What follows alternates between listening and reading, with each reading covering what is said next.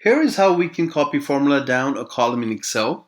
In this video, I'd like to get total for each business units across 4 different regions, for which I'll go ahead and start with entering a formula for our first business unit.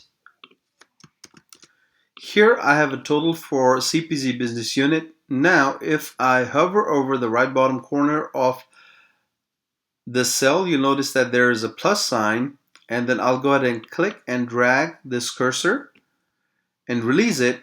Now the remaining cells have been filled with their values, and if you want to check their formulas, you'll notice that their respective formulas have been filled as well.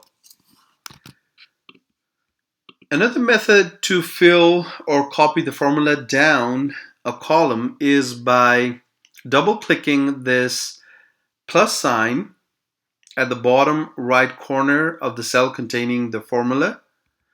When I double-click it, you'll notice that the remaining cells have been filled with their values as well, with their respective formulas.